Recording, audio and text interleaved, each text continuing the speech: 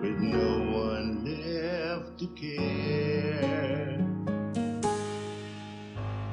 Living in shattered dreams, with not one friend it seems. The burden that I carry, is it really left for me? Can you be hero for me? Be the one to help me see and lead me out of this dark world where I'm in. Like a glowing light to guide my path, come and give me hope. Can you be hero for me all of my life?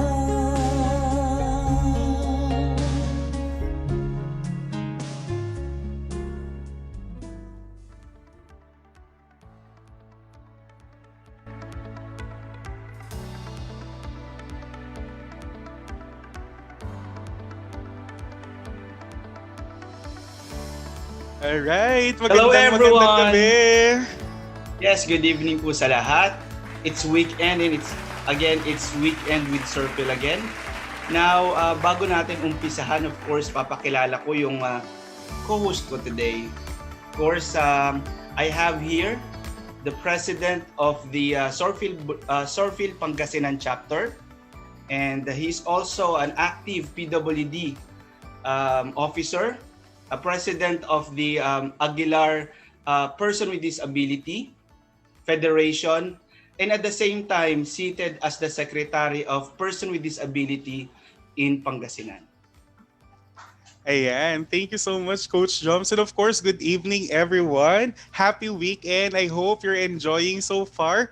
Of course, introduce ko rin yung kasama ko to host tonight. We have Coach Joms Sagun, which is part of SOR Coach Batch 3, at the same time also a moderator of Psoriasis Philippines. He's the past president of PsorPhil Bulacan chapter and now is currently the advisor of the chapter itself. Now, he is also a businessman, a commentator and a lecturer in Marilao, Bulacan, and now a director for livelihood in Citizen Leaders of the Philippines. He is also the director for individuals in JCI Marilao. So very active din po sa advocacy works. We have Coach Sagun, Coach Joms Sagun. So once again, guys, good evening and welcome to Weekends with PsorPhil. Yes, welcome guys. I've noticed we have a lot of viewers right now. Yeah. Actually, parang nakikita ko, Coach, merong Pampanga, merong Cebu, Dumaguete, Quezon City, Bulacan, Laguna, Pangasinan, Iloilo, at kanina nga from India. Akalain mo Yeah. yun? Well, thank you so much for supporting us, Miss India. Happy viewing, Miss Aditi of India. I hope you're enjoying right now. Hello And sa po. sa lahat ng viewers natin, I hope you're all good. So, pa-thumbs up naman if we are all good there. Thumbs up tayo, Yes, guys. pa-thumbs up naman po at o kaya papusuan nyo po. Ayan, so Ayun, ang dami, umuulan ng thumbs up and puso. Coach Joms, kamusta? Okay naman, ito, usual work from Mondays through Fridays, then weekend. Siyempre, katulad ko, same with other members natin sa PsorPhil, isa ito sa nilulook forward nila every weekend din. At sana maging part na talaga ng routine nila yung WWP. How about you, Coach? Ano ba yung kinakabalahan mo ngayon? Well, I'm doing good. So, everything is good. Medyo busy sa federation kasi recently, ito nga dumating yung balita about the free vaccines, for COVID-19. Actually, the federation is one of the recipients. So, we're actually tapping yung mga federation sa bawat munisipyo and cities dito sa Pangasinan. So we get to have the records sa mga mabibigyan ng vaccine for free. So I'm all doing good, and you know what? Funny it may seem, Coach Joms, yung WWP natin, naging part na actually first ng buhay ng family ko. Kasi the past days, they were asking kung kailan ako magla-live. Sabi ko, weekends nga kasi weekends with PsorPhil. So hindi pa ngayon. So, every day, tinatanong nila kailan ako magla-live. So, ayun, my family is excited and I hope everyone else from our viewers are excited. But before we continue for today's agenda, no, Coach Joms, let's do the honor of greeting, of course, our supporters, yung mga viewers natin dyan. I can see a lot of them. Some familiar faces. Welcome po sa mga bago. And yep, Coach Yes. Joms. Yes, we actually have here the president of the East Ave chapter, si Coach Gemma, and also from Bulacan, si Maylene. And we also have here Coach Reynaldo from Caloocan chapter, Coach Amore from Bataan, and Eduardo Cabanza from Pampanga. Of course, si Sir Paul. My wife is also watching. And hindi ko mabasa yung Chinese character eh. Well, actually, isa talaga to sa nililook forward, lalong-lalo na ng members din namin sa Bulacan. Every weekend, sabi nila, Coach Joms, ano bang topic? Parang tinatanong nila ako, ano bang topic ngayon? Anong topic sa this weekend? Well, syempre, gusto ko sana i-spoil sa kanila.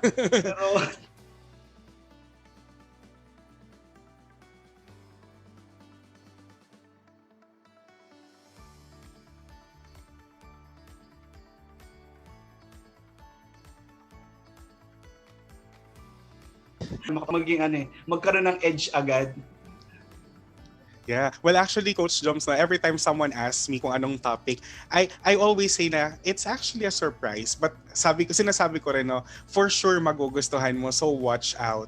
So, kanina, I have a lot of group chats now from Psoriasis Philippines na nagsisend ako ng link natin for tonight, inviting them to join us. They've been asking ano yung topic. Sabi ko, basta manood ka mamaya, for sure magugustuhan mo. So, ayan, onting bati muna. Okay, we also have there are individuals watching from Cebu. Hi, Johnny Ross. And we have Coach Hazel as well from Dumaguete. Yes. Hi, Kevin. Hi, Alfie. Okay. Hi, Sir Bill from Psoriasis Philippines Iloilo chapter. We have Coach she. All right. Ang dami. So, Bashi, Bashi Ibanez, of course, from Cagayan de Oro. Of course, si Coach TJ ng Quezon City chapter. Si Judith. Isang part ba ng, alam ko sa ibang bansa si Judith. Well, Judith is currently in Israel. Israel, imagine that. But nare-reach natin Pampanga. She's from Pampanga chapter. Hi Judith, Yes. kamusta dyan? Actually, ito si Judith, no, episode 1 pa lang andyan siya. And now, we're running at episode 7. So, hello Judith, thank you sa support. Ayan. So guys, speaking of that topic, ang dami natin na pag-usapan na the past few weeks na, I mean the past 2 weeks na nagkaroon tayo ng weekends with PsorPhil. So, I myself hosted for application for PWD and the benefits and the facts and bluffs about psoriasis. So, I know Coach Joms, nakapag-hosting ka na rin ng ibang weekends with PsorPhil, right? Just once, it's about stress management. And nalaman ko yung episode mo daw ang pinaka-highest viewer. Well, it's a bluff. It's a bluff. Napaka-humble naman. Well, thank you. So siguro nataon lang talaga very timely, but I'm pretty sure everyone else is excited for today's topic. So what do we have for today, Coach Joms? Well, ang topic natin yan is about the access, on how they can gain access from our local government unit or LGU. Grabe, no? Whenever you hear the word access, ano bang pumapasok sa isip mo? Well, when I say access kasi, it's more of assistance. Access is parang kung ano ba yung magigain mo, ano yung makukuha mo, yun ang access pag naririnig ko yun. Pumapasok dito syempre yung medical assistance, at the same time financial assistance. Yun, assistance from the mga government hospitals. Ayun, yun yung pumapasok sa isip ko pag naririnig ko yung access. How about you, Coach? Well, ako basta pag narinig ko yung access na yan, laging nasa isip ko, how do I get it? How do we get it? How can everyone else get it? So ayun lang nga, today we're going to talk about access. Accessing help and support. So how are we supposed to get help and support from our local government units? But of course, Coach Jom, bitinin muna natin sila ng konti. I know everyone is excited. So we have in store a lot for you tonight. So before we continue though, I'm just pleased to introduce, of course, the people behind Weekends with PsorPhil. So we are joined by the team. So Coach Joms? Yes, of course, we have here ang nag-umpisa at ang nag-spearhead at siya yung brain talaga nitong WWP. None other than, of course, the President of the Psoriasis Philippines, Sir Joseph de Guzman. Hi, good evening. Ayan, sama-sama na naman po tayo ngayong weekend. Isang makabuluhang talakayan na naman ang mangyayari ngayong gabi sa pangunguna ni Coach Alvin Abelgas at ni Coach Jomel Sagun. So please stay tuned hanggang sa dulo ng programa. Yeah. Salamat. Thank you, Sir Joseph. Thank you, sir. And of course, we had the president. Ngayon naman, we have our vice president here at Psoriasis Philippines. And at the same time, president ng Psoriasis Asia and Pacific. We have my very own coach. Yeah, Coach Paul Mendoza. Hi everyone, good evening. Welcome to our 7th episode. Sobrang exciting tong topic na to. Lalo na during this pandemic times. Marami kayong pwedeng matap na access. So, gustong-gusto ko yung sinabi na definition ni Alvin na access, no? Ano ba ang access? So, hindi lang para sa isang tao yan, but hopefully dahil sa government services ito ay ma-access ng bawat isa sa atin. So, makinig kayong mabuti at ihanda nyo ng mga katanungan kay Coach Alvin at Coach Joms. Alright, thank you po, Kuya Pong. Speaking of the President, of course, let me also introduce to you the Vice President of PsorPhil or Psoriasis Leaders. And at the same time, he's also the President of the Quezon City Flares. None other than we have here Coach TJ Molas. Yes, hello, magandang gabi po, lalo na po sa chapter ko sa Quezon City. QC Flare, Quezon City chapter. We have a new variant, UK variant ng COVID dito sa ating lungsod. So, I wanna give cautious sa mga members ko. Kung hindi kailangan lumabas, please stay at home, wear your mask, and always observe physical distancing. Napakaganda po ng ating topic tonight, and our two hosts, they really know the topic well kasi they have an access sa kanilang mga LGUs kaya they can definitely share their experiences. So yun lang po, good evening. Ayan. Thank you, Coach TJ. And yes, of course, so yung sabi nga, stay safe, stay at home, maintain physical distance. It's not only for QC, guys. Sa lahat ng nanonood all over the Philippines and even all over the world. We heal as one. So please stay safe. Gusto ko next WWP natin. And for the succeeding weeks, of course, kasama pa rin namin kayo. And yep, so we got Coach TJ and of course, one of our senior moderators as well. Ang ating naging DTI representative sa past episodes, we have Coach Carol. Okay, so good evening. So DTI representative pero I think wala akong i-validate ngayon. So welcome po to our 7th episode and we're so happy to see the regulars, no. Mamaya may pa-shout out tayo later on. So we're so happy na inaabangan nyo talaga ang Weekends with PsorPhil, no? Part ng buhay nyo na ngayon, no? Every weekends you have something to look forward to, no? Na chikahan, balitaktakan, and of course, useful information para sa ating lahat, no? Like they have said, yung topic natin ngayon is very interesting at makakatulong ito sa atin. So please stay tuned. Alright, thank you po, Ate Carol. I think that will be all.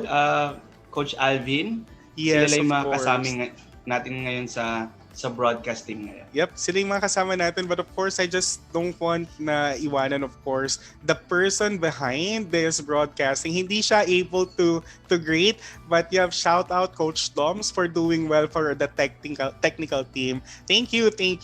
So, ayan o, Coach And Joms. by the way pala, yan, actually, meron din tayo mga kasama ngayon dito. But of course, para bitinin natin yung audience natin, mamaya ipapakilala natin sila sa medyo latter part. So please, stay po kayo para mas makilala nyo sila. Yep. Well, of course, bukod sa makilala sila, Marami po kayong matututunan, so stay tuned. Sabi ni Coach Pong, prepare your questions. But as for me, prepare your pen and paper for your notes because magagamit ko talaga yung ating topic for tonight. So, are you Yes. ready, guys? Kung ready kayo, papuso naman ako sa ating live. And of course, don't forget to share dahil hindi lang po para sa inyo to. Sabi ko nga, access for everyone. I hope makita din ng iba. So they'll get to see yung ating topic today and they'll get to watch as well yung ating Facebook Live, right? So, And at the papuso same and time, please Coach, share. Yep. speaking of our viewers, alam mo ba na even other doctors are watching from the PDS, Philippine Dermatological Society, and at the same time yung PRA are also watching right now kasi gusto nilang i-share din to sa mga patients nila, lalo na yung may mga need ng access, mga financial and medical din, at lalong-lalo na yung mga kailangan ng mga lab test. Yes. At the same time, Coach, alam mo ba may mga ibang organization din na kasama natin tulad ng mga chronic may mga chronic condition din. Yup. Actually, we were able to share this to other support groups here in the Philippines. No, we were able to share with dialysis PH. We had it Yes. shared with ankylosing spondylitis Philippines, yung ASA PH. We have Pearl. So ayan, and many more later on. We will greet them. But yep, for now, let's talk about access. So, yep, let's talk about access, no, Coach Joms. So Yes. today's topic is access. Mm-mm. Sabi ko nga kanina, accessing help and support from the local government unit. So, every time na nababanggit yung local government unit, Coach Joms, ano bang ang understanding mo or ano yung sumasagi sa isip mo whenever you hear LGU or local government unit? Kung narinig ko kasi nga LG or local government unit, ang unang pumapasok sa isip ko is yung process, requirements, kung ano ba yung mga kailangan dalhin, ano ba yung mga kailangan i-comply, ano ba yung mga i-prepare mo bago ka bago ka ma-approve sa mga request mo sa LGU. And definitely, kahit sa mga pinaka barangay nila, from barangay to municipal or city, 'di ba? And to the provincial or regional, pwede silang makahingi ng access. How about you, Coach? Well, every time no na marinig ko tong local government unit, I can think of other things na other than yung agencies nga we have here in the Philippines who's there for not only for patients, no, they cover a lot of individuals then that they help. Pero yun nga, for tonight we will be focusing sa access ng mga patients, especially us patients with chronic conditions, on how the government or the local government units can actually help us. So, bago natin tuluyang i-discuss what types of access we can get from the local government units, guys, I hope you're all doing good. So, again, onting reminder, please share, no? Wag natin ipagdamot sa iba. I hope you're doing good. I hope you're enjoying this show. I hope you're enjoying this live, no? This Weekends with PsorPhil. And I hope you're going to share this so that other people will enjoy it as well, no? Coach Joms? Yes, of course. The moment na i-share nyo na to, actually nakatulong na rin kayo kasi definitely all over the world napapanood nila tong programa na to. And at the same time, before tayo mag-proceed sa topic natin, Coach Alvin, bakit ba may ibang mga tulad natin na kailangan pa ng financial assistance, kung may iba naman na afford naman ng assistance sa medical, di ba? Why do you think other patients lumalapit pa sa government for assistance? Okay. So, well, technically, no, I want to highlight muna yung sarili nating condition. I know there are a lot of other patients here watching with us, pero psoriasis itself, no, it's chronic. I know other patients na kasama natin, they have chronic conditions too. So, whenever we say chronic, grabe lang, Oo. panghabang buhay. Yes. So, the thing here is, dahil panghabang buhay yung sakit, panghabang buhay din yung treatment. Panghabang Totoo. buhay yung medication. And, yes, at one point, kaya mo yung medication. Pero one point or another then, you'll definitely need help. You'll definitely need support. So this is more than just the assistance na ino-offer in cash or in what form. Pero more to that is yung ma-access natin yung services ng government for us, no? So, yan po yung pag-uusapan natin today. But for you, Coach Joms, no? What do you think is the reason why we need access to Well, local for government units? Well, for me kasi, poverty is really inevitable sa Philippines. And knowing Filipinos, syempre they're really resourceful. As much as possible, aminin man natin, pero tinatamad tayo pag naririnig natin na requirements. Kunyari, kukuha ka ng SSS ID, ang dami requirements. Kukuha ka ng ganito, ang dami requirements, tinatamad ka na. Pero come to think of it, yung requirements na gagawin natin o yung mga process na gagawin natin ay makakatulong sa atin. Pero I just realized, 'di ba? Sa atin sa mga mahihirap or mga kahit ba sabihin natin hindi mahirap pero may kakayanan sa buhay. Pag sinabi kasi natin chronic cycle nga, sabihin may mini-maintain. I have friend, may share ko lang coach siya. I have a friend na basic family, merong tatlo sila magkakapatid, syempre magulang. Lahat may trabaho. Pero hindi nila priority yung medicine. Hindi priority nila ngayon yung pagkain. Kasi syempre, yung pasok ng pera nila, yung trabaho ng parents niya at saka yung trabaho niya, sakto lang din para i-maintain pambayad ng kuryente, pambayad ng tubig, pambayad ng internet. 'Di ba? So, yun pa lang 'di ba? Kapag umaabot tayo sa punto na parang hindi na natin alam yung gagawin natin, hindi alam natin kung saan tayo kukuha ng resources, I think it's really best para i-maximize natin. And this is really, I think, the best topic para alam nila kung saan sila makakakuha ng extra income or hindi pala extra income kung saan sila makakakuha Extra funds, no? Yes, how to sustain their medical their needs. treatment, medication. So nasabi mo, this is like a middle class family, both are employed, no? So there are instances din, no, na technically they really are unemployed.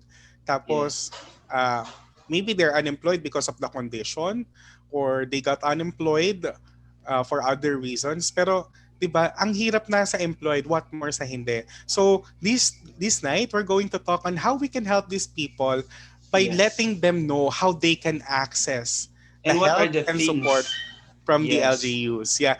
So, all right. So, there you go.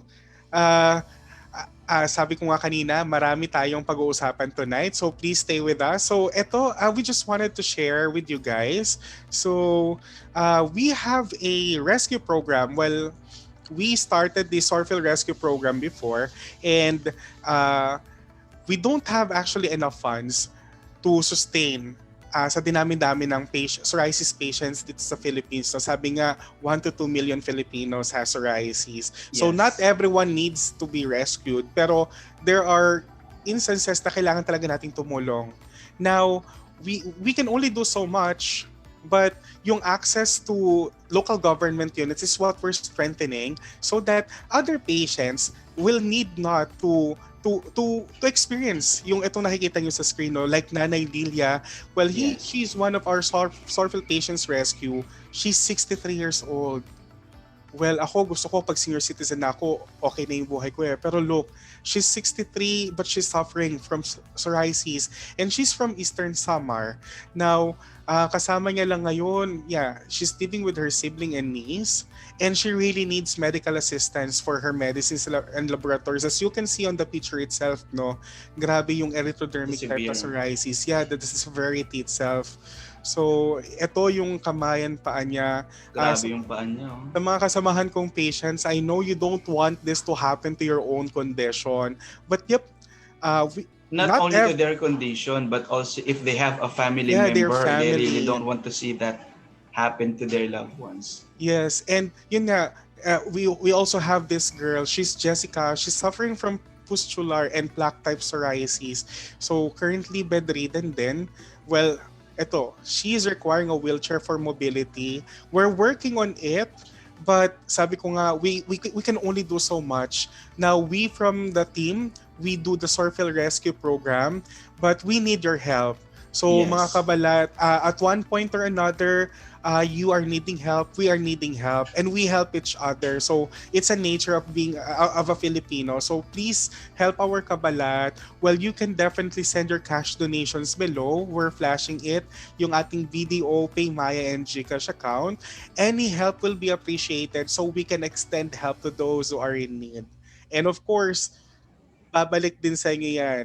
So, yep, we are working on for these two patients yung access na makukuha nila to the local government units. But of course, we don't stop there. So guys, later on, we will be discussing yung different access that we can get from the local government units. But for now, please stay tuned. We'll be Yes, back please in stay 5 tuned. minutes. So Yes. short break tayo. Share this live and we'll be back with for you later on. 5 minutes. See you later, guys. 5 minutes. See you later, guys.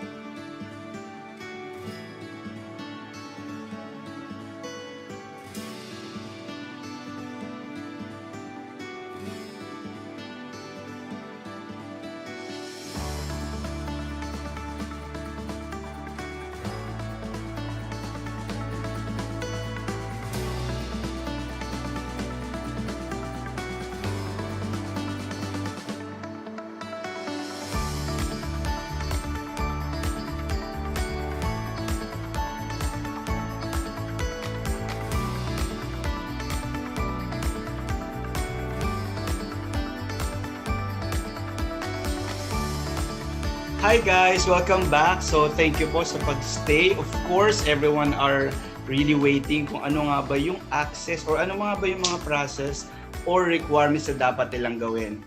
Alam mo ba Coach Alvin, napansin ko lang parang padami ng padami ata yung mga viewers natin ngayon. Yes. So, I know maraming excited, no? Sabi mo, welcome back, but actually, welcome back sa atin. They waited and we're back. Yes, So, of thank you for course. staying with us. Now, yep, sabi nga, Coach Joms, maraming dumating. And of course, we have Ate Carol to help us para sa ating mga shoutout naman dyan. Hi, Shout Ate out. Carol! Okay, this is the favorite portion. Shout out para sa mga watchers natin. Like nasabi ko nga kanina, it's more on marami tayong mga suki, no? Mainstays natin dito sa ating Weekends with PsorPhil. They're lagi nilang inaabangan. So nakakatuwa, no? Kasi sabi nga natin all over the world na, no? From Israel, from Saudi Arabia. Now we have also from US. Okay, so isa-isahin natin. Rundown lang namin, very quick, no? So we have Gracel Salutan, Caloocan. Then we have Jemia Salayon. Then we have, suki natin, no? Lagi rin nananalo pag meron tayong pa-contest. Si Girly Alon Cruz. Then we have Gemma Dukut, Dindo Hello po. Cedro. Then Leia Cosip, hello sa inyo. Then we have Tessie Umalyao Galang from Laguna. Then we have, ito ang hirap basahin, Yashashri, no?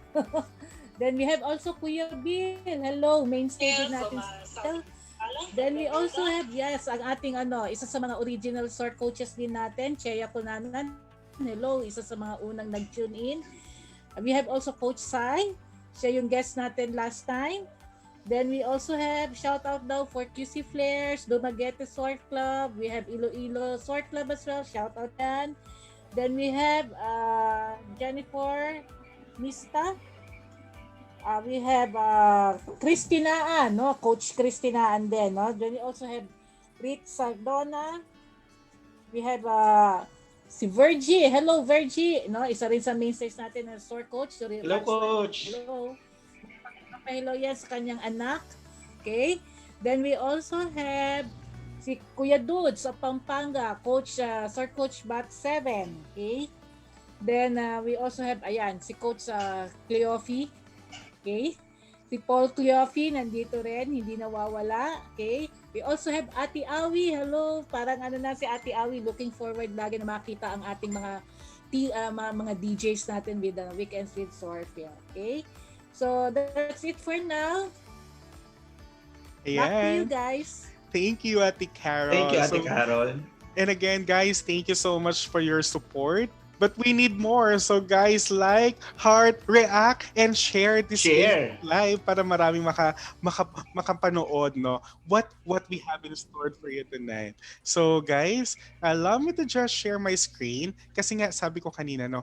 We are going to talk about, there you go, access. So nabanggit na natin kanina, Coach Joms, no?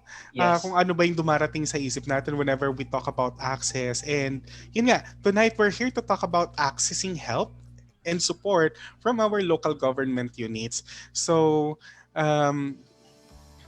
Coach Joms, if I may ask, what kind ng mga support or help ang na-access ng chapter natin dyan sa Bulacan? Or you personally? Well, actually, may share ko lang when we started that last 2019, pa ako actually, yung left foot ko, hindi naman cripple, pero talagang nakasaklay pa ako. Mm-mm. Then what I did, para rin makatulong ko sa mga members, I submitted a letter to our governor. Then of course, letter din sa DSWD. At syempre, nilagay ko doon kung ano nga ba yung mga kailangan ng mga members. First, of course, yung medical assistance. Then, finoward ko rin sa kanila yung 14 PNF na mga medicinahan. Pero mamaya itatakal natin yan. And at the same time, finoward ko rin sa kanila yung kailangan ng mga members when it comes sa PWD ID, pag-approve ng PWD ID. Yun. So, basically, yun yung mga yung mga documents na pinasa ko dun sa LGU. And these are, Coach Joms, no, these thing, yung mga sinubmit mo, those were just your petitions way back 2019. But now, you Yes. finally gained access. Is that right? Yes, up until now, meron pa ring access. Wow. May ano ba? For rent ba dyan sa Bulacan? Char. Baka Actually, pwedeng bukod magpabulakan dyan na rin ako. medyo i-brag ko lang last 2019, due to Ma'am Weng, they actually allotted budget for the chapter, Wow. 50,000 for for each member kung may lalapit ng may lalapit ng medical, especially for biologics. So mamaya i-discuss natin yan on how they can avail as well. Wow. Ang galing. So going back, may bakante ba dyan sa Bulacan? Dito may bakanteng kwarto dito. Punta ka rito sa Baka amin. pwede na rin ako mag-transfer. But kidding aside, no, Coach Joms. So, ayun, Bulacan chapter, ang dami na, you're able to finally grab some access sa local government units. But yeah, I just want to share din, no, some access that we have here in our chapter sa Pangasinan. So, here, we're able to access we're able to let the patients access assistance from different government agencies, no, mainly yung DSWD. And before though, yung sa PCSO, we were able to get access them, lalo na sa biologics. Tapos right now, we are working with the provincial health office on how we can access yung medicines. Ayun nga, pag-uusapan natin later on yung Philippine National Formulary, no, yung mga medicines for psoriasis which is approved by DOH, na we Yes. can get for free. Wow. Sino ba may ayaw ng free meds? Sino bang may gusto ng free meds? Let's be positive. Sa lahat ng gusto ng free meds, papuso nga. Oo. At Papuso naman. can we also ask our audience, let's ask them as early as now, ano kaya yung mga nasa isip nila na medicine na free? Can you comment below? Ano yung tingin nyo ng mga common na ginagamit natin, mga psoriasis patients na sa tingin nyo nilakad nila Sir Joseph at naaprubahan ng government? So, ayun, no, who would have known ang mahal ng mga treatment natin. Yes. Pero with the right access pala, we can get it for free. Absolutely. Well, that's just wow. So I hope you will stay with us until the latter part of this weekends with PsorPhil. So you'll get to know yung access na yan. But for now, pag-usapan natin no, Coach Joms, yung Yes. napaka-common na pwedeng i-access ng kahit sino sa mga miyembro natin whenever they have problems with their medicine, with their hospital bills, or their Yes. treatment maybe. No? So this is being offered by DSWD, and it's also being offered by different agencies, no. Guys, Yes. pa-thumbs up naman sa mga nakarinig na ng salitang financial assistance or medical assistance. Pa-thumbs up naman po dyan. Ayan. For sure, excited na sila. Oo. Malaman kung ano yung mga process natin for financial and medical assistance. Exactly. So ito no, Coach Joms, who would have thought the government pala, they're allotting budget to help us aid yung mga gastusing ganito in a form of financial assistance or medical assistance. And for tonight, no, we're going to talk about how our members, how yung mga viewers natin can gain that access as well. So, Coach Joms, if I may ask, were you able to try mag-file ng financial assistance or medical assistance before? Yes, of course, nag-file na ako ng medical assistance. Hindi ko lang i-mention kung anong type ng gamot, di ba? Oh, Pero ang sure. ginawa ko, basically, i-share ko lang din sa kanila. Unang-una, syempre, I submitted a letter. Kahit na nag-submit na ako prior to that letter sa governor, nag-submit pa rin ng letter, syempre. Tapos, secondly, of course, barangay certificate or indigency, of course. Social case study, and at the same time, of course, yung latest and original prescription. Kung meron kayong reseta for laboratory, we also have in Bulacan yung provincial hospital namin. Yun, libre ka rin doon kung ipapakita mo yung latest original copy ng laboratory request. Ang ginawa ko basically noon, so sinubmit ko siya sa second floor ng sa hospital, sa DSWD muna, nag-submit ako ng ng requirements. Then, pagka-submit doon at na-approvehan agad, kasi mabilis naman sila kumilos as long as complete ka sa requirements, then meron silang of course mga empleyado, i-assist ka na doon papunta sa hospital. Then actually kaliwaan there are other groups, I believe, na pag binigay mo yung reseta, you're going to wait like for an hour or two, then bibili nila sa nearest pharmacy. Pero sa kanila, meron na silang actually, may mga selected na gamot na sila na kaliwaan. Pagbigay mo ng reseta, if it's available, then makukuha mo agad yung gamot. So isa yon. Actually, twice ko na siyang nagawa. Wow, look, medical assistance, no? Yes, So, medical assistance. for a patient with a chronic condition, yun nga, nabanggit natin kanina, lifetime treatment and having this access to medical or to medicines or medical assistance, napakalaking tulong for us to buy meds, for us to sustain our treatment. So, on my part naman, I was able to try this as well, yung mag-file ng financial assistance and medical assistance in behalf of my mom, who's actually a dialysis patient. So, ayun, they were able to help sa mga dialysis sessions ng mom ko and to buy yung medicines na ini-inject sa kanya. So, guys, there you go. By spending your almost 1 hour tonight, Yes. you'll get to learn how we can access this help and support from our local government unit para sa ating medication. Now, without further ado, Coach Joms. Yes, ipakilala ko syempre yung siguro speaker natin ngayon. He is from the main office ng DSWD. Wow. He actually earned bachelor's degree in public administration and governance from the Polytechnic University of the Philippines. He actually worked from the Department of Transportation and Communication sa Central Office. He's a training officer at Local Government Academy Training ng DILG, and also a Development Management Officer ng DILG Central Office. He is also a family welfare became also a family welfare officer sa DOLE of Overseas Workers Welfare Administration Central Office, and he is also he is once a technical staff at Department of Health. Wow, Department of Health Policy, sir. So ibig sabihin, pwede tayong mag-ask din sa kanya ng about, alam mo yung mga gamot na makukuha natin sa Central Office. So no further ado, we have here Sir Earl Luis de la Torre. Ayan. Sir Earl. Sir Gusto Earl. po sa inyong lahat. Good evening po, Sir Earl. Naririnig niyo po ako, mga sirs? Yes po. Okay. Thank you po at pinaunlakan niyo po kami ngayon. Ayun po, isa rin pong malaking karangalan na na-invite niyo po ako ngayon para i-explain po natin ano ba yung mga services ng Department of Social Welfare and Development. Ayan. Sir Joms, may i-share lang po ako sa aking screen. Pwede po ba? Oh, sure po. Go ahead po. Yes po, Sir Earl.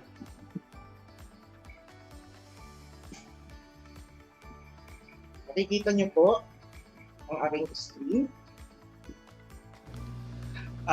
Yes po, Sir Earl.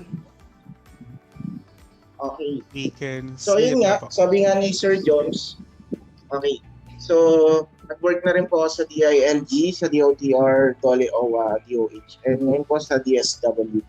So sa pag-work ko po doon, marami po akong natutunan na marami palang services ang government na pwedeng makatulong sa ating mga kababayan. Ayun, unahin ko po muna yung dito sa DSWD. Sa DSWD po, ang alam kasi ng tao, may DSWD Marilao, may DSWD Alaminos, may DSWD Malolos, or kung anumang LGUs. Bali nung nagkaroon po tayo ng devolution of DSWD basic services to local government units. So, ang nangyari po dito, dahil sa naging devolution noon, yung sa DSWD Department Order Number 5 Series of 1992, na-transfer na po ang personnel, assets, and liabilities to LGUs from the DSWD. So kung mapapansin po ninyo, nakikita niyo po ba? Okay, So, Yes po, sir. nung pre-devolution po, ang DSWD ay may central office, regional offices, provincial offices, municipal, city, and barangay offices. Pero after po nung devolution, ang DSWD po ay hanggang regional offices na lamang. Pero sa ibang provinces po, meron na tayong provincial extension offices. For example po, sa Bulacan, meron tayong DSWD Bulacan Extension Office. Okay. So, ayun po, kasi marami pong nalilito. Actually, maraming tumatawag sa amin, nagre-reklamo. Hindi raw sila binibigyan ng DSWD ganitong LGU ng medical assistance. Ngayon po, pinapaliwanag namin sa kanila na hindi na po kami, hindi na DSWD, yung MSWD po. Ang Provincial Social Welfare and Development Office po natin, o PSWDO, ay under po governor. Ang City or Municipal Social Welfare and Development Office ay under na ni Mayor. Okay? Malinaw na po ba sa atin yung devolution? Yes po, Sir Earl. Thank you po. Okay. So ngayon po, ipe-present ko naman po sa inyo ano ba yung mga serbisyong ipinibigay ng DSWD. So financial assistance lang po tayo tututok, tama po ba? Well, Sir Earl, no, we're actually talking about access. So, isa lamang po sa siguro I guess relevant about access, no, for patients is of course yung financial or medical assistance. But if there are any assistances that we can access from DSWD, feel free po to share it with us. Everyone is of course Okay po, thank you po, Sir Alvin. Sige po. Bibilisan ko lang din po yung ibang services natin. Ang DSWD po ay may residential and non-residential care facilities. So dito po, ito po yung mga bahay ampunan. Dito natin tinitrain yung mga kababayan natin matuto ng mga livelihood programs. Yun po. Isa po yan sa serbisyo ng DSWD. So sa bawat region po, meron po tayong mga designated na residential care services and other non-residential. Okay? So number 2, meron din po tayong family care program. Ito po yung sa mga pag-aampon. Okay? Tinutulungan din ng DSWD ang mga mag-asawa na hindi magkaroon ng anak upang makapili sila ng pwede nilang i-adopt. Okay? Pwede po kayong i-assist ni DSWD diyan through Regional Field Office. Ito naman po sa Crisis Intervention Program, meron po tayong tinatawag na mga medical assistance, financial assistance, burial assistance. So ito po, maraming hindi nakakaalam ng proseso natin kung paano ba maka-avail ng DSWD assistance. So, okay. Bali po, pwede nyo rin i-visit ang aming website sa www.dswd.gov.ph at i-click lamang po ang programs and services. Makikita nyo po doon. Okay, so financial assistance. Sa totoo lamang po, ako po ay sa Central Office sa Congress sa may DSWD Batasan. Harap po siya ng House of Representatives. So napakarami po talagang pumipila doon. Kasi alam nila, doon lang sila pwedeng pumila. Pero actually po, ang lahat po ng ating mga kababayan ay pwedeng humingi ng assistance from DSWD sa regional field offices na nakakasakop. For example, sa inyo, Sir Alvin, sa San Fernando City, La Union po kayo. Yes po. Kami naman po dito sa Bulacan, sa San Fernando, Pampanga naman po. Okay. Ano ba yung mga requirements for hospitalization or medical assistance? Unang-una po, ang hinihingi natin dyan ay clinical abstract. Tatandaan nyo po lagi, dapat ang clinical abstract ay may pirma ng inyong physician. Okay? Kasi maraming pumipila doon, wala pong tatak, nakalimutan ng doktor yung clinical abstract na pirmahan. So anong nangyayari? Uuwi ngayon si client. Okay? So nasasayang po yung pamasahe, nasasayang yung oras. Tandaan po natin yon, dapat po merong tatak ng doktor or sign yung clinical abstract na inyong ito. Pangalawa, medical certificate at with license or PTR number ng attending physician. Mahalaga po iyan. Then yung prescription for medicine laboratory requests, medical procedures, billing statement for hospital bill. Paano po kung halimbawa yung pasyente ay nasa ospital pa? We can accept po yung running bill. Okay? So, kung ano po yung amount ngayon, pwede nyo i-submit muna yon. Then, yung social case study report from LGU. Ano po ba ito? Pupunta po si client or yung representative niya sa munisipyo or city hall, sa MSWD or CSWDO para manghingi po ng social case study report. Dito po sa report na ito, titingnan po ano ba yung level ng pamumuhay ng isa nating kababayan. Kung sakit ba siya ng mahihirap, nasa middle class ba. Yun po yung silbi ng social case study. At kailangan din po sa social case study nakalagay na for DSWD assistance, medical assistance or financial assistance. May nakanote po dapat tayo. And then yung pang-pito, barangay certificate, barangay indigency ng patient at ng representative na naglalakad. Pero kami po minsan, dahil nga si pasyente ay nasa ospital pa, tapos yung representative niya, pinag-iisa na lamang po yung barangay indigency. Nakalagay po dun yung name ni patient, pero nakanote po dun na ang representative niya ay yung pangalan, nandun na din po sa certificate. Para isahan na lang po tayo ng papel. Okay? And then kailangan po natin ng 2 valid IDs ng patient and representative with 3 signatures po, photocopy. Okay? And then, ito po minsan may referral or endorsement letter from legislator. Pwede rin po yun. Tandaan po natin, tuwing hihingi tayo ng medical assistance sa DSWD, kahit anumang assistance, dalhin po lahat ng original at mag-photocopy na po para hindi po tayo pabalik-balik. Okay? So, totoo lang po, sa ngayon po, ang pagpila sa DSWD ay matagal dahil nga po may sinusunod tayong social distancing. Okay? So, katulad po dati, nasa 5,000 ang pumipila sa amin sa main office isang araw. Ganoon po karami. Pero ngayon po, nililimit lamang po namin iyon.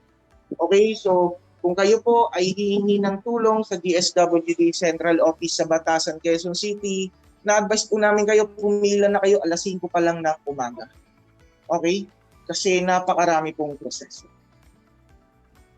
Pero kung sa mga regional field offices po, sandali lang din naman po iyon kasi kakaunti lang din naman po yung pumupunta roon. So mas advisable po na sa regional offices nyo na lamang po kayo pumunta kaysa po sa main office. Okay? So ganun din po, yung sa medical assistance natin, papipiliin po kayo, guarantee letter ba or cash. Okay? Pag cash po, minimum po niyan ay 5,000 pesos. Pero guarantee letter po, depende po. Minsan po may nabibigyan kaming 50,000, guarantee letter 200,000. Depende po sa bill. Okay? At yung guarantee letter po, tatandaan natin, hindi po yung pera. Okay? Kasi yung iba po, sinasanla yung guarantee letter, ganyan. Actually, hindi nyo makukuha yung pera na yun hanggat hindi nyo ginamit sa hospital. Ngayon din po, parehas lang din po ang mga natin. Meron din tayong burial assistance, death certificate, funeral contract, permit to transfer. Yan, kung nakikita nyo po, nandyan po yung mga requirements. Pero kapag burial assistance po, kailangan lumapit kayo sa mismong DSWD regional offices na nakakasakop sa inyo. Ang tatanggapin lamang po sa DSWD Central Office ay mga taga Quezon City. At kailangan po merong endorsement yan from your representative. Okay? Meron din po tayong tinatawag na transportation assistance, yung mga gusto nang umuwi ng abroad, umuwi ng probinsya, binibigyan din po natin sila ng pamasahe. Okay? Meron din po tayong educational assistance. Ito po, kada semester po ito, nakakatanggap din po ang estudyante ng cash. Okay? So ang processing po natin ngayon, dahil nga po nasa pandemya po tayo, kailangan po natin ng social distancing at tumatagal po minsan dahil sa daming protocol na kailangan natin sundin. Pero kung cash po, kung maaga kayong pupunta, in one day po makukuha ninyo yung cash. Pero kung guarantee letter po, pwedeng same day or the following day, doon nyo pa lang po pwedeng makuha yung ating guarantee letter. Okay. May tanong pa po ba kayo about sa financial assistance ng DSWD? Ayan. Ang question ko po siguro, Sir Earl, thank you for, sobrang informative to kasi there are other patients na talagang pag pumupunta sa DSWD, ang laging reklamo nila, pabalik-balik sila. Yung pala, Yes. may mga qualification, like for example, yung kanina sabi nyo, yung reseta dapat merong pirma ng doktor or attending physician Opo, tas may meron po. license. Kasi dito, na-experience naman namin sa PSWDO, though hindi siya regional pero provincial siya, is dapat yung pumipirma na doktor is from Bulacan. Paano po ba yun? For example, kasi lumapit po kami sa DSWD ng isang member namin, hindi siya in-assist dahil ang pumipirma is outside Bulacan. Dahil nagpa-check up siya outside Bulacan. Pero dahil kasi Bulacan siya nag-work doon na rin siya sa outside Bulacan siya nag-work at doon na rin siya nagpa-check up pero taga Bulacan siya dahil iba yung pumirma na doktor, hindi siya in-assist sa PSWD. Sorry Sir Joms, PSWDO po ba? PSWD, proof sa provincial. Okay.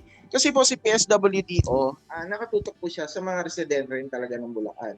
Pero actually po, dapat tanggapin din iyon. Okay? Kasi hindi naman po dito tinitingnan kung tagasan ba yung doktor. Tapos po, to share lang po, meron po tayong Bulacan Provincial Extension Office ng DSWD. Katabi po iyon ng Bulacan Medical Center. Harap po ng camp, yung Alejo Santos po ba yun ng PNP. Pwede rin po siya doon po. Yes po. Any question po? Coach Alvin, baka may tanong po kayo or clarification? Oh, sure. Well, Sir Earl, ganyan sabi ni Coach Joms, thank you for sharing to our viewers how we can access yung mga requirements basically. Pero I just want to put a highlight, by the way. Dun po sa barangay indigency or yung indigency certificate, well, I was able to experience this firsthand na barangay indigency won't be necessary most of the time. Kasi parang pag sinabi nating barangay indigency, you really have to be indigent para makakuha ng assistance. But assistance is for everyone as per our MSWDO. So in the absence daw, okay na daw ang barangay certification or certificate of residency. Kasi Yes po. parang it boils down to the fact na hindi dahil humihingi ka ng assistance, you're indigent or you're poor. It could be that you're just in need that very moment, no? Yes sir. Pwede rin po yun, barangay certification po. Ayan. So, thank you for clarifying, Sir Earl. So, among the topics that you've discussed, among these assistances, siguro, at this very early age, ayoko yung number 2, yung burial assistance. Ayoko yan. But, yep, very helpful. So, onting reminder din lang po, kasi as the PWD president dito sa federation sa aming munisipyo, I get to interview some patients then who's asking financial assistance. And well, these vary, by the way, guys, sa mga viewers natin. Hindi po pare-pareha sa mga requirements. So it will always be safe to ask sa local government unit where you are wanting to access yung gantong help and support. But I believe common po na dapat nga yung mga papeles po, these are true copy. So, may mga proof po yan katulad nga ng pirma and even yung mga dry seal. Well, specifically sa ating Certificate of Residency and Indigency mula sa barangay. So, ayun po. We have your requirements, sabi nga kanina Sir Earl, para hindi masayang yung oras, para hindi kayo magpabalik-balik, be prepared with your material. So sabi ko rin, din po, Sir Alvin. sure po Sir Earl, go ahead. Actually, kaya din po tumatagal ang ating mga pila. May mga ilang kababayan po tayo na namemeke ng mga dokumento. Okay? Kaya mas hinihigpitan po ni DSWD ang pag-i-interview, pag-assess dun sa mga kliyente. So make sure po na dapat lahat ng inyong mga dokumento ay may pirma. Pati po yung barangay certification, minsan po nakakaligtaan ng barangay na pirmahan. or kaya lagyan ng seal. Importante po iyon, dapat may dry seal po ng barangay yung certification na ibibigay sa inyo. Ayun po yung laging nakakaligtaan ng mga barangay natin. Sir Earl, I have a question here pala from our viewers. May question po dito si Coach Marvin from Alabang, who's the president of the Alabang PsorPhil chapter. Question po, if pwede nyo accept online check-up and medical certificate at reseta, scan copy lang, it means walang dry seal from hospital. Pwede bang i-consider yung gano'n? Kailangan po certified true copy iyon.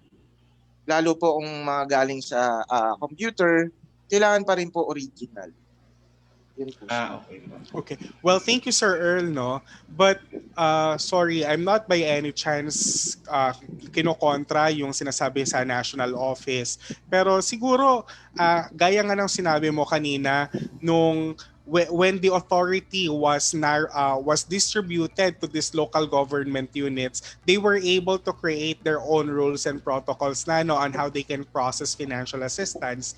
Wherein, yun nga, if you have problems or if you have concerns sa isang MSWD or CSWD, PSWD, o it may be, so meron silang sariling rules, no? So yung sabi mo siguro it's for the DSWD central office. Pero share ko lang, no, kasi brought about by this pandemic, marami nga nagkaroon, no. Answering you, Coach Marvin, siguro it will be safe to ask na rin yung CSWDO nyo, kasi there's this one town here in Pangasinan na nakapag-file kahit through e-check-up or online check-up. So she was able to provide yung kanyang mga e-certificates. So, yung kanyang prescription, laboratory request, and yung medical certificate niya, it's online. And it was accepted. Well, I guess it's a consideration provided by the local government unit itself because nga it's the pandemic. So, ayun. Siguro po, it varies lang, no, Sir Earl? Siguro that your answer is for the central office. Pero, ayun. It's Yes, an po. LGU matter, I guess. No? Opo.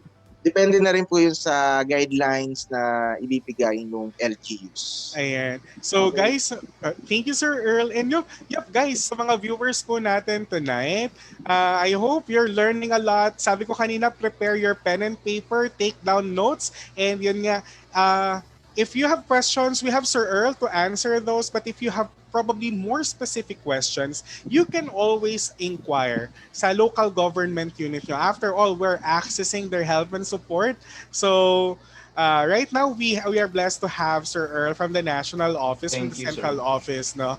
So, Sir Alvin, Yes po. gusto ko lang din pong i-share sa lahat na meron din pong medical assistance from Department of Health. Okay? So, same requirements lang po, pero hindi na po kailangan ni DOH ng social case study.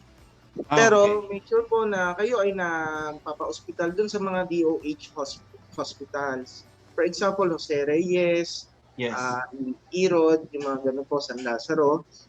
Then also po yung sa OWA po natin, Overseas Workers Welfare Administration, meron din po tayong medical assistance para sa ating mga kababayan.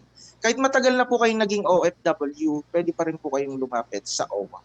Wow. Amazing. Meron Well, din po. Well, thank you, Sir Earl. Actually, that's new to me, yung sa OWA. Well, I've heard of the DOH, but it's good thing na natap natin yung topic na yan tonight, Sir Earl, kasi we have a lot of viewers who's also trying to gain this access. Yung paano ba nila makukuha yung serbisyo from the government? Well, thank you so much for mentioning.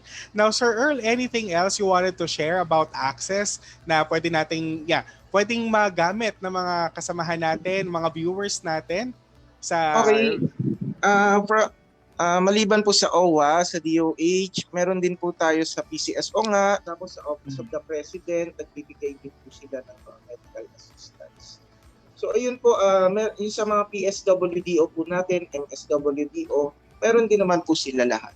At kung matututunan lang ng mga tao, kung malalaman lang nila kung ano ba yung mga requirements, hindi po mahirap lumapit sa gobyerno. Basta yung requirements po, yung mga dokumento mo ay kumpleto. Ayun po. Ayan. Thank you so much, Sir Salamat po, Earl. Sir Alvin. Thank you so much for sharing. Thank So you po, ayun nga, Sir no, Earl. allow me to just quote Sir Earl, no, hindi po mahirap lumapit sa gobyerno, lalo pa kung kumpleto naman ang requirements mo. So guys, right now, sa mga viewers natin, we're encouraging everyone really to have your access. No, it's a big help for our medication, for your treatment itself. And everyone needs help. So ngayon, we're having this topic so everyone will have to have the access para sa treatment nga na ito. And I hope you've learned something. So guys, we have stored a lot more for you. But for Yes. now, Sir Earl, thank you so much Thank you so much, Sir Earl. for sharing this with us.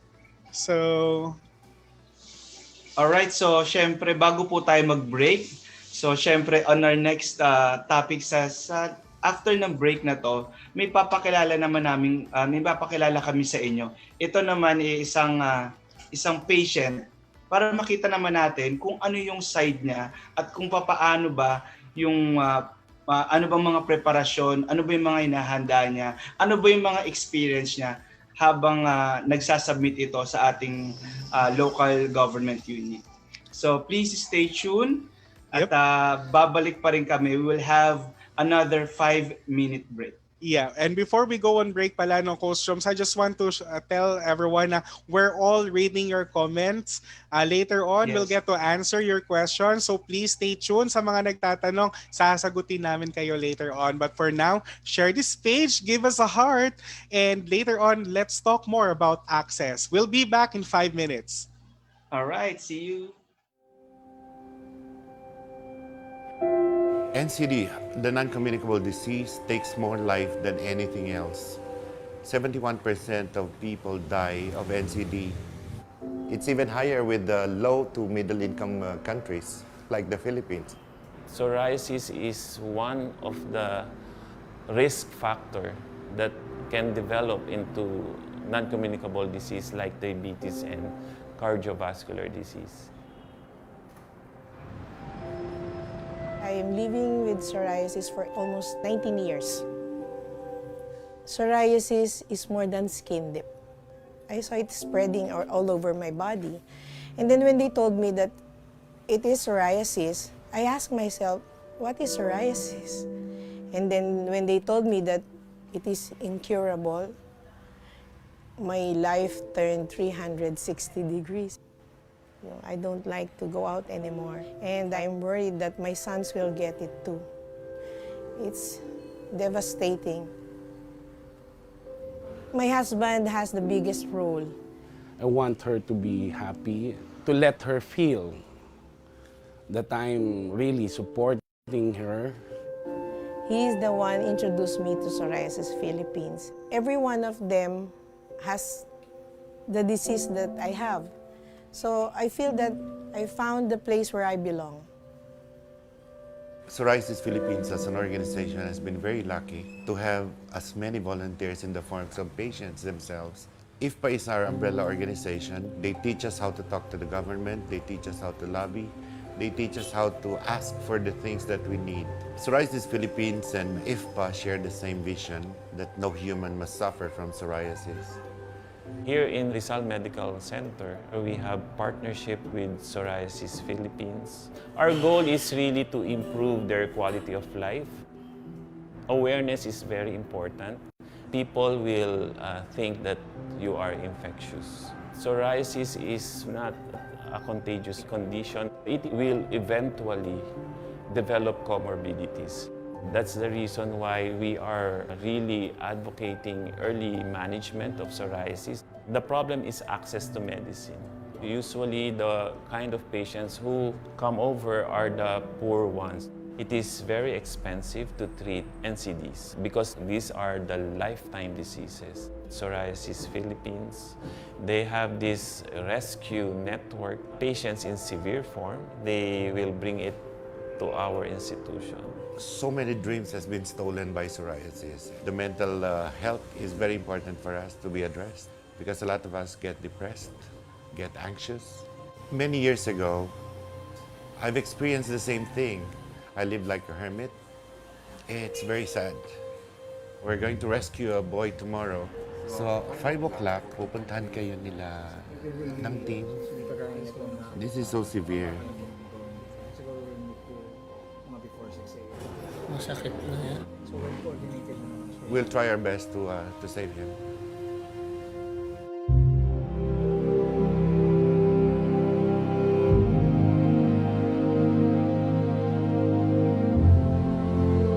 Nalaman ko po na psoriasis ang sakit ko nung bata po ako.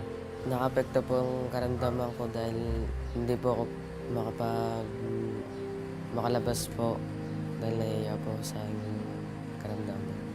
Pumapasok po ako dati pero napahinto po ako dahil po sa sakit ko. Nalulungkot po dahil hindi po ako nakapag-aral ng kagaya po na sa iba.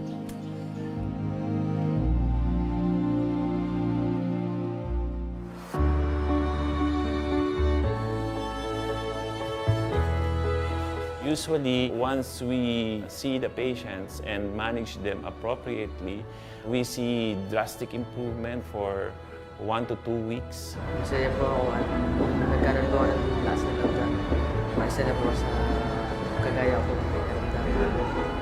Hindi na po It's very important to talk with someone. It's like having a lifeline. Psoriasis is more serious than most people think.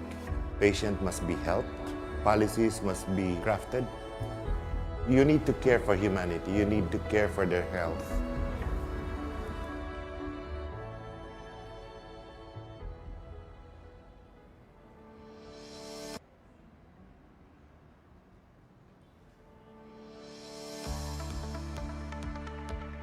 Ayan. Hi guys, welcome back. And guys, Alright. once again, good evening and thank you for staying with us sa latter part ng ating Weekends with PsorPhil. So guys, earlier when we were on break, we actually read a couple of questions. No? Some were answered already and some allow us to answer yung mga ibang questions. Meron akong nabasa, Coach Joms, sabi niya, Yes. ilang beses or kada kailan, if not mistaken yung term niya. So it depends, no? I was told though by a provincial satellite office, extension office rather, nabanggit nga ni Sir Earl, sabi nila you can file for financial assistance every 3 months. Yes, every 3 months. So eto siguro the best thing to do na lang, maybe there are some social workers na sasabihin sa'yo na you can file after every 3 months. But it will be best to inquire na lang din siguro sa mga agencies na to or sa offices na to on how often or kung kailan kayo ulit pwedeng humingi ng assistance. So, well, nothing to be shy kasi nga we're just getting access to this treatment. Well, technically, hindi naman talaga tayo lalapit kung hindi kailangan. Tama ba? So, I know, kind of awkward, no? Parang tatanungin mo, kailan po ba ako pwede ulit mag-apply? But kidding aside, nag-a-apply ka kasi you need the help. So, Yes. they are actually created, that particular agency is created to extend this help, this assistance for us. Sabi nga nila, DSWD Care. So again, thank you so much na naging guest natin, Sir Earl. And Yes, Coach thank you. Joms, any other questions na nakita mo ba sa comment Well, section? actually, nakita ko rito yung kay Laura. Siguro maa-address ko ito. Ang tanong niya, saan pwede lumapit yung mga taga-Bulacan? Tulad nga na sabi ni Sir Earl, meron tayong extension. One is of course under PSWDO, yan under Kilamamweng, that is in Capitol. Sa ground level, pagpasok nyo sa Capitol, sa white building, sa left side, very specific, no? Tapos, after naman yan, meron extension yung pinaka-main office ng DSWD. Yan naman yung nasa likod ng Provincial Bulacan Hospital, yung malapit sa may sa police station. So I hope na address ko po yung question niyo, ma'am. Ito, meron naman tanong dito, pwede po ba humingi ng tulong kung sakali po from province po at gusto po umuwi dito sa Manila nung mga pamangkin ko po from Mindanao po sila. From Elasor Namzuged. Okay. So Coach Jom, sorry, clarify ko lang, they are from Mindanao and Yes. nasa Manila yung client, tama ba? Or they're from Mindanao, gustong pumunta ng Manila? Gusto nang pumunta ng Manila from Mindanao. Papaano daw yung gagawin nila? Okay. So nabanggit no kanina ni Sir Earl, transportation assistance. No, here's the thing though. I'll be honest. Itong transportation assistance, it's really an assistance provided by the SWD. Yes. Although ako myself was not able to experience Take this advantage. or hindi ko pa ito na-try. I don't know anyone who had tried this assistance. But one thing though, now we can share to you and advise you to do so is to go to the nearest DSWD office. May it be the regional office, the provincial extension office, the provincial social welfare and development office. Kung nasa city ka, the city social welfare development office or the municipal social welfare development office. Punta lang po kayo doon and they can actually assist you sa inyong concern along with of course the requirements. So, ayun. And actually, yung patient natin sa part ng rescue program natin is sinagot ng DSWD at nagbarko sila from Samar going to RMC para ma-assist.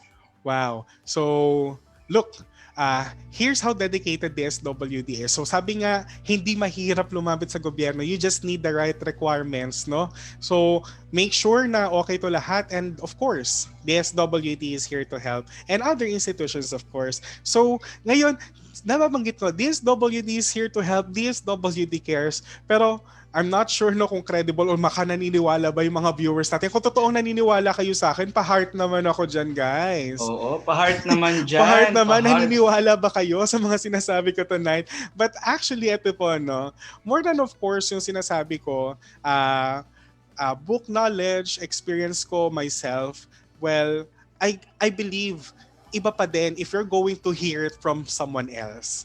Yes. So, yep. Well, Coach Joms tonight, we're actually joined as well by one of the coaches from Batch 7 ng Psoriasis Philippines, no? And she's here to testify that truly DSWD cares and meron po talagang financial assistance na pwede tayong ma-access, guys. So, I want you to listen because we have Coach Mariki who's going to share her experiences and the steps kung paano siya nakapag-file ng financial assistance. So, Coach Mariki, good evening. Yes, hello. Good Good evening, Coach evening. Mariki. How are you? Good evening, everyone. Medyo okay po. Kaso medyo maulan nga lang po dito sa Pangasinan. Actually, So, yes, kumusta po ang totoo. lahat? Well, giniginaw ng konti, medyo maulan nga. Actually, naging worry ko yan kanina ng Coach Mariki. Sabi ko, I hope the signal will not waver. Of course, we're here to do the weekends with PsorPhil. I just want to share everything na I know to our viewers. So, pinag-pray ko talaga sana hindi masira yung signal. And you're doing the same thing, no? Okay ang signal mo dyan. We have you tonight. So, without further ado, Coach Mariki, would you mind sharing, no? Kung ano ba yung access na nakuha mo na, I mean, help and support na nakuha mo na sa mga local government units natin dito sa Pangasinan? Okay, aside po, before ko makuha po, before po ako makapag-access sa mga different sa LGU po natin, sa DSWD po natin, i-remind ko lang po yung everyone na napaka-importante po yung requirements po natin. Kailangan po, i-make sure po natin na kumpleto po yung requirements po natin, specifically po yung pirma po ng doctor natin, para hindi na po tayo pabalik-balik po. Kasi totoo po yun, no? Yung sabi po ni Sir kanina, na marami pong patient na pumipila sa mga agencies na to, pero hindi po kumpleto. So, ang nangyayari, babalik sila the following day or the following week kung kailan sila available. So, medyo, medyo yung time, medyo waste of time talaga and effort and syempre ng money. Well, you mentioned it, no, Coach Mariki. Sabi mo, waste of time, waste of effort, and most especially waste of money. Di ba nga guys, we're seeking help because we need this money to buy our meds, to afford our treatment. Pero without being, kapag hindi tayo careful sa mga requirements na to, we're just wasting another day, another expenses. Sayang. So Yes, guys, correct ka later dyan, on, Sir Alvin. yep. So later on, we'll be flashing yung requirements again. But Coach Mariki, based on your experience, no, kasi sabi ni Sir Earl kanina, hindi mahirap lumapit sa gobyerno. Would you agree? Yes, Sir Alvin, totoo po yan, no? Very smooth yung transaction ko. I made sure po na complete yung requirements ko. And hindi ako talaga nahirapan, Sir Alvin, sa paghingi po ng assistance sa mga government agencies po natin. Coach Mariki, if I may ask, could you also Yes share po. to us, ano ba yung, for example, binigay na sa'yo ng DSWD, yung list of requirements, ano yung unang-unang ginawa mo? I mean, anong unang-una doon yung pre-process mo? Tapos, ano yung mga sumunod na ginawa mo bago mo isubmit ito sa DSWD sa inyo? Yes po, Coach, no? First po, nag-secure po talaga ako ng medical certificate po natin from, of course, Region 1 Medical Center. Ay, shout out Doc May. Sorry. Hello.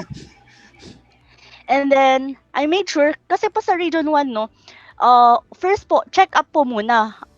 Then, during the check-up, sabihin ko po sa doctor na, Doc, I need medical certificate po.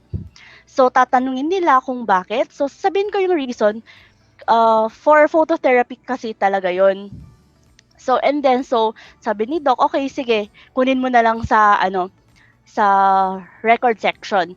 So, ngayon, pumunta ako sa record section. Syempre, nagbayad po ako ng medical certificate fee. And then, siguro after 5 minutes, bumalik po ako sa medical record section. Then, nakuha ko na agad yung medical certificate. Pero, yung medical certificate po na yun, wala pa pong pirma yun.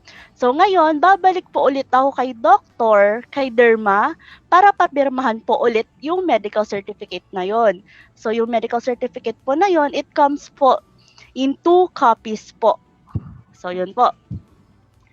So, next po, pumunta po ako. And then, next, syempre, after ng medical certificate, I also humingi din po ako ng proof na nagpo-phototherapy po ako. So, binigyan po ako ng tagubili na nagpo-phototherapy po talaga ako to prove po na I'm a PSOR patient na nangangailangan po ng tulong for that certain moment po. Then, if ever po na may laboratories tayo, and then medicines, pwede po natin i-collect po yun para minsanan po natin na ipapakita sa DSWD po.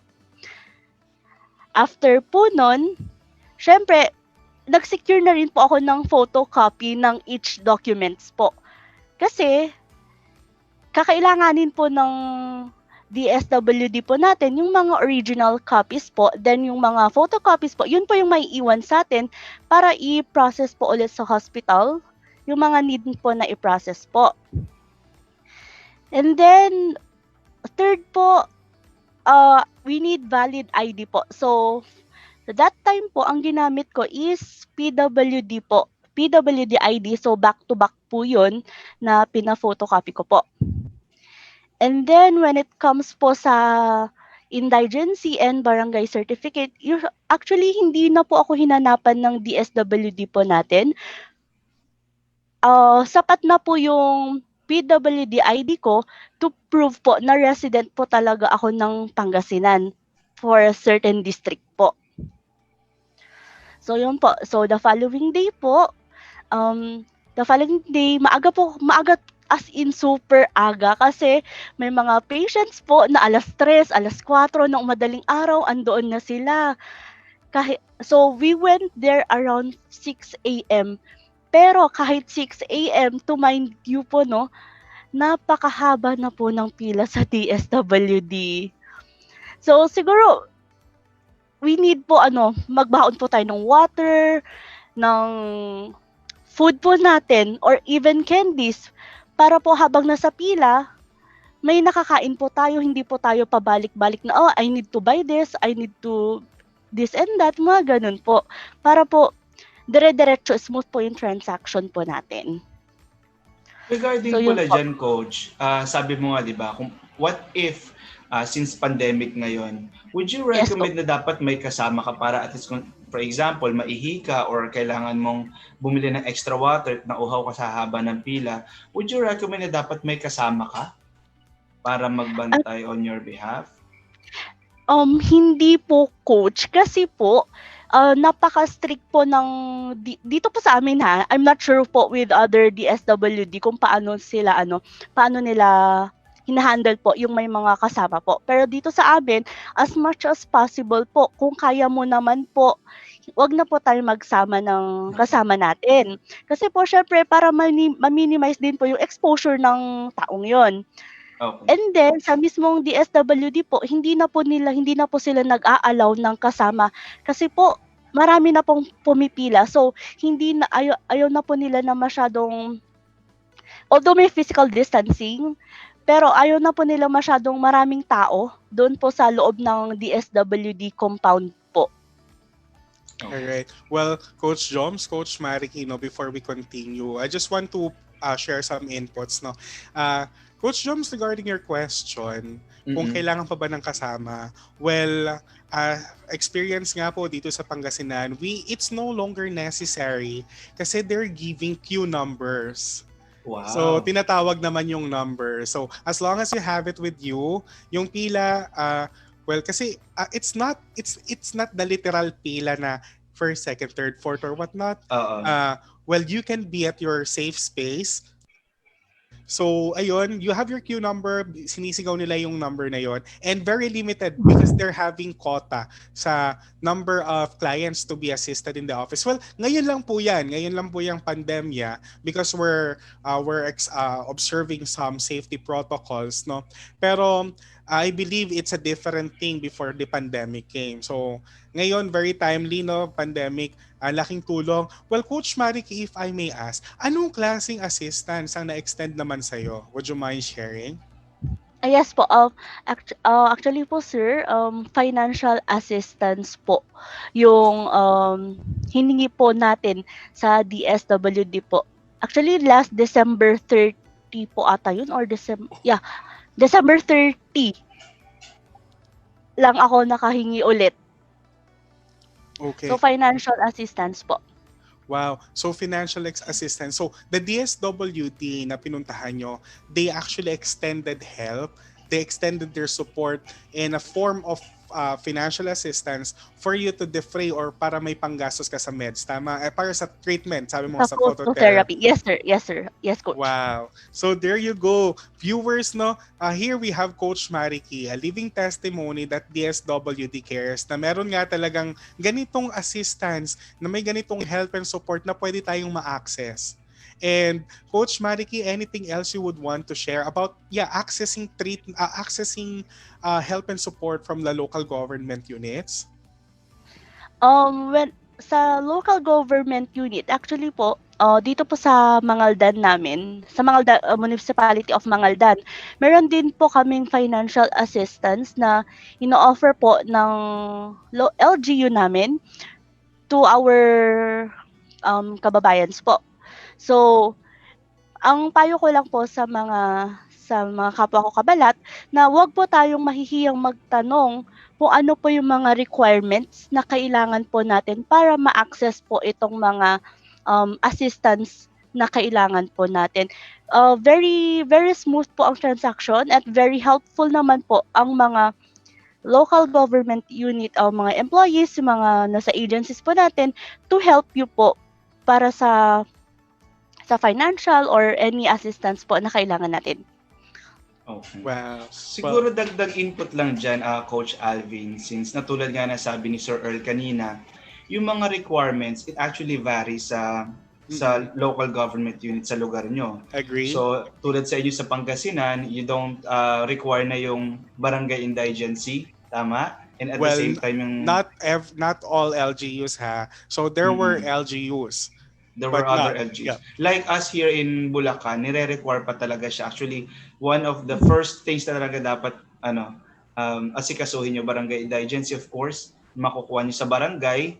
Tapos social case study, after na makuha yung barangay indigency, then diretso agad sa sa munisipyo or sa city hall at doon magpa-interview for a social case study.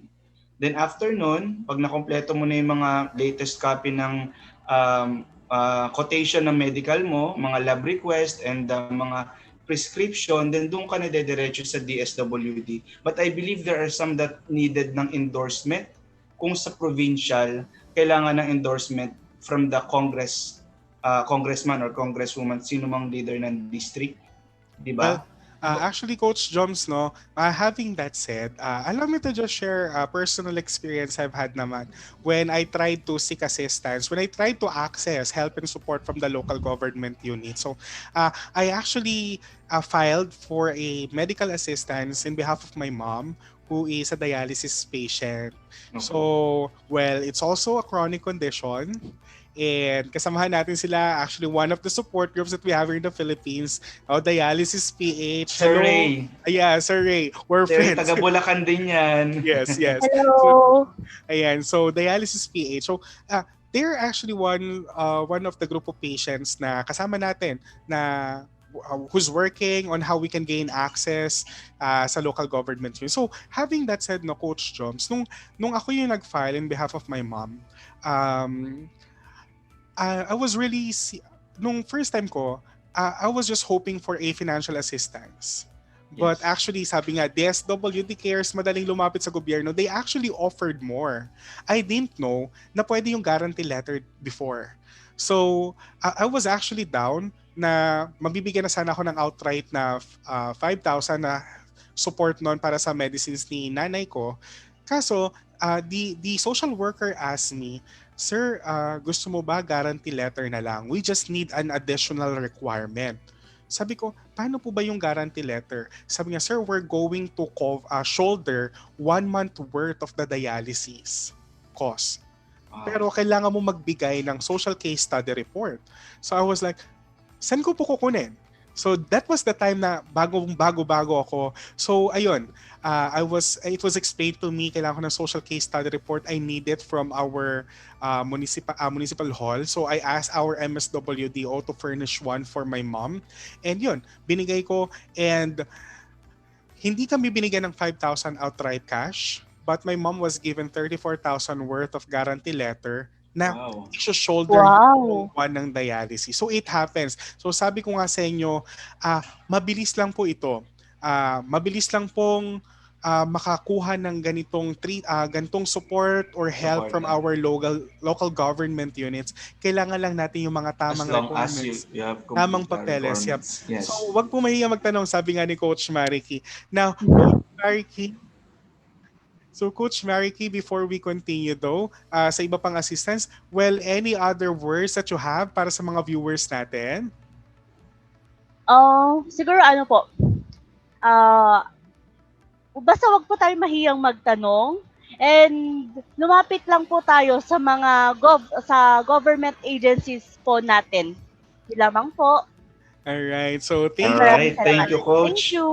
Ayan, Coach Mariki, kasamahan ko siya dito sa Pangasinan. Well, thank you so much, Coach Mariki, for gracing us your presence tonight and sharing your experience, of course.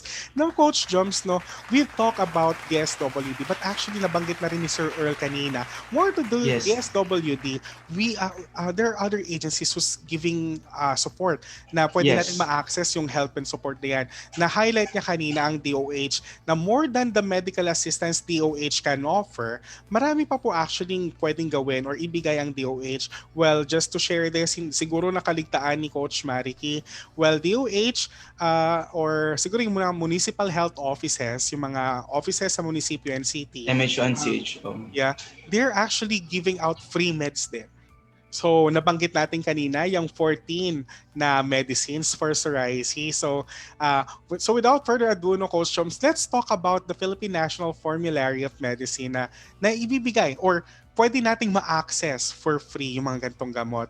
So, i-share ko nga sana while I'm sharing this screen, no, share ko lang.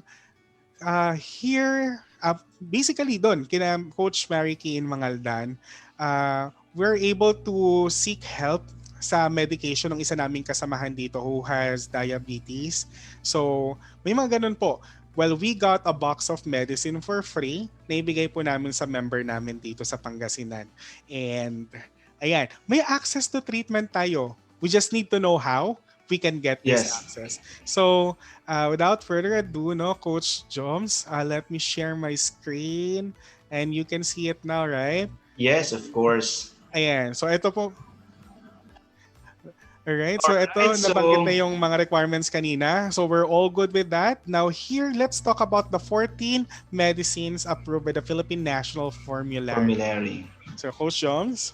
Well, actually, itong 14 medicines na na-approve ng formulary, it was actually granted to us. There was a letter given to, of course, to our President, Sir Joseph de Guzman, last 30th of January 2018, and I believe it was already implemented.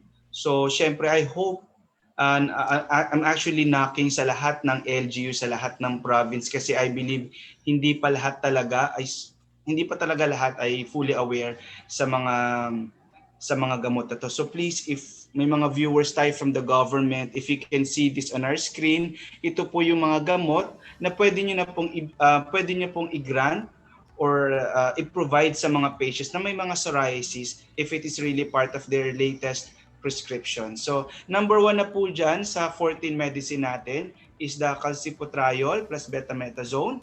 We also have number 2, calcipotriol, clobetasol propionate. Coach Alvin, ano yung iba? Sure. So we also have cyclosporine. Ito, methotrexate, I guess marami na tayong mga viewers who were able to use these meds. Ito, napaka-common, petrolatum or the Yes, of petroleum course. jelly Best friend ginagamit natin natin. yan. So we also Aspirin. have aspirin. Yep, you got it, Coach Joms. Aspirin, ibuprofen, naproxen sodium. We also have, of course, folic acid. Folic acid, which is Yes. usually taken along with the methotrexate. Yes, Ito, ang number 5.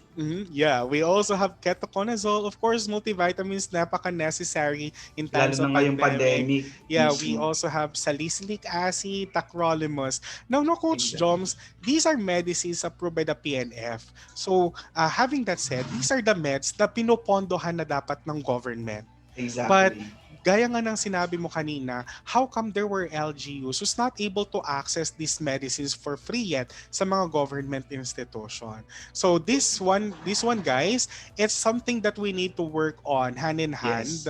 So allow me to just share, no, Coach Joms here in Pangasinan, it was visited by Sir Joseph and the team during the Caravan of Hope. We were able to talk to our provincial health officer on how we can make this available here in the province. So ang sabi sa akin ng aming PHO, we just need to work or on the proof that there are patients needing this medicine. And having that said, kailangan daw namin ng master list. So that's one thing that we're prioritizing here in the province para merong silang basis on how much budget they need to allocate. Yes, Kasi that's nga, right. kailangan malaman kung gaano karami yung patient, and pag meron na yan, once it's all good, the government will be able to procure or start na yung bidding process para makapag-purchase na ng medicine to make it available sa mga kabalat natin here in the province. But mind you, no, Coach Joms, there Yes. are some medicines here which is already available. So Yes. sabi nga namin, Region 1 Medical Center, no, they've been very supportive sa Pangasinan chapter. Itong mga medicines na nakikita natin dito, one way or another, na-provide na nila ito for free sa mga patients na kasama namin dito. Actually, I have calcipotriol stock here. Ginagamit ko siya as my treatment na alongside with the phototherapy. And ayun, so this is one thing na pwede naman tayong magkaroon ng Coach access. Alvin, sorry to cut you. May nabasa lang ko kanina, since na-mention mo yung phototherapy, nag-ask siya, ano daw ba yung phototherapy since may free sa inyo?